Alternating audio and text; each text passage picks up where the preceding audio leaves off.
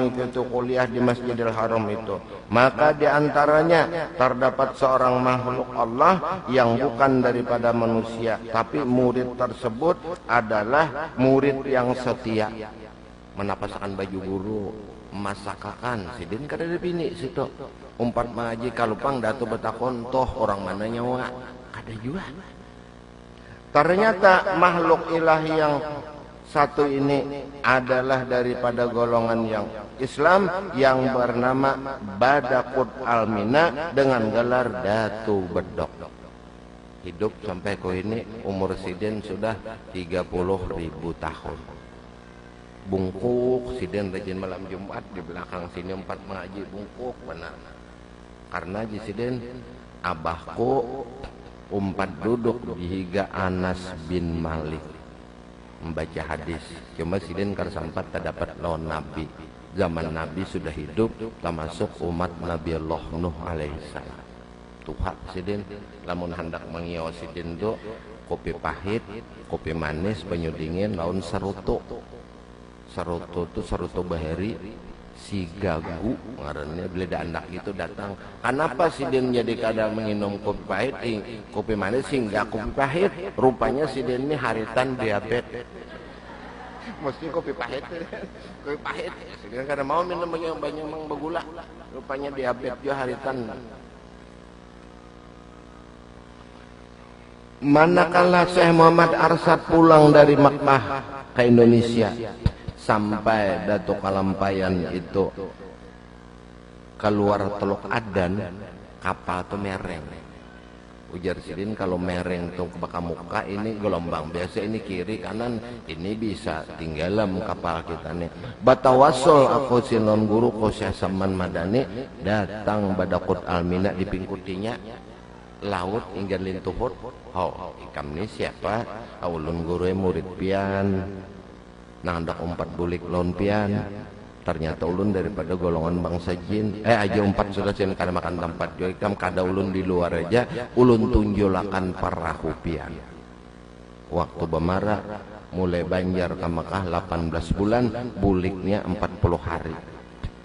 Sebab perahu 2 meter tangkat pada laut, 40 negara jin menunjulakan perguruan. Taat benar.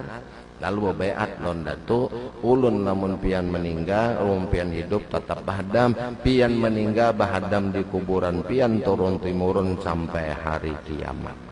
Itu beat sidin non perguruan. Makanya di Kalampayan tuh mestinya betunggu bubuhannya tuh. Namun nyata belujur orang melihat bahari ular di situ, padahal ular. Ada yang melihat orang bungkuk duduk. Tapi ini sin kan mau lagi keluar.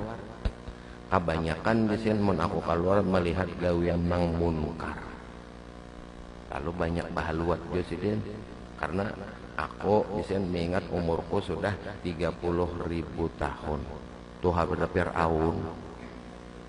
Fir'aun kan 13 ribuan aja.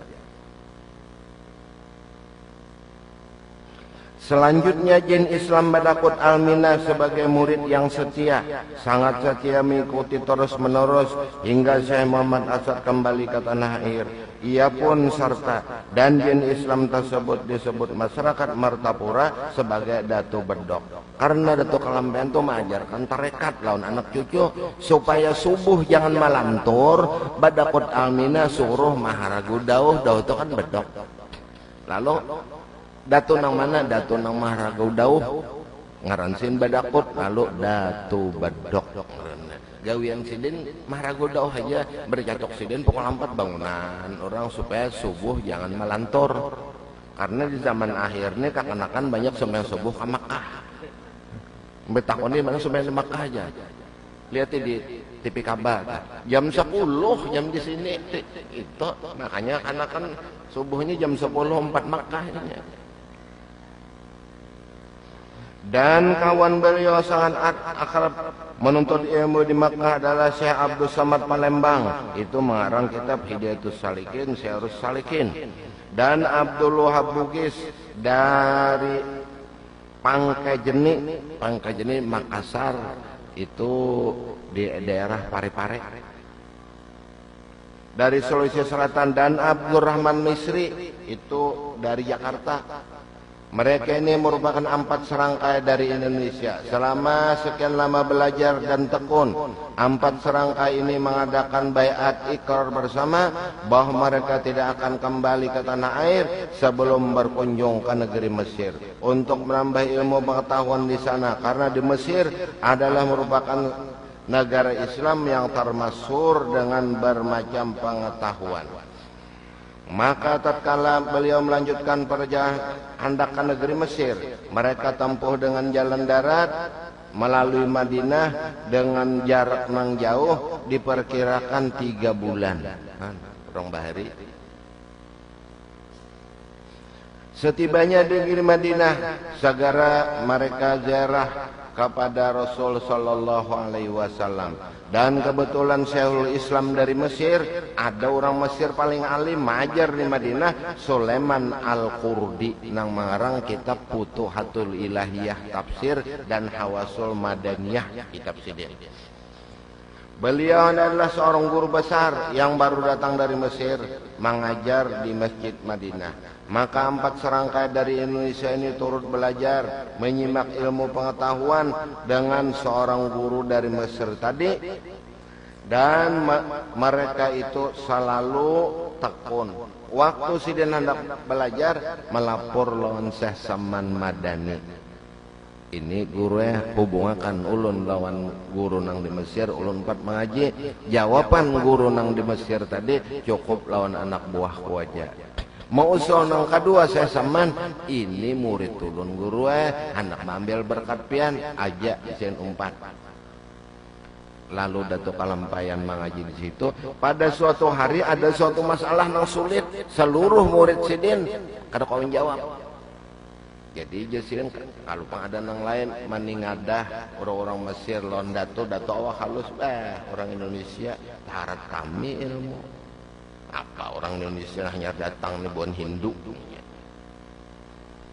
Sudah keesokan harinya dijawab oleh Datuk pakai surat. Orang Manaikam, orang Banjar duduk di Gakuy. Seluruh murid-murid sidin orang Mesir, Sudan, Yaman, Libya, murid-muridku nang lawas ikam besaran mencium tangan lawan orang Indonesia di Gakuy. Ini adalah wali kutub. Sudah batitel wali kutub. Bekesah Datuk Kalampayan lawan guru sidin. Ini guru ada di kampung ulun di Lok Gabang, Abu Syauk. Buahnya berduri, kada bisa melihat aku aja sidin. Dalamnya nyaman manis. Berdiri Datuk Kalampayan di jendela, diangkat sidin sebiji. Nah ini guru buahnya. Nah, masak, dibuka. Ternyata buah durian mulai di Madinah langsung ke Lok Gabang mengambil. Nah, ini tanda-tanda kawalian itu sudah ada.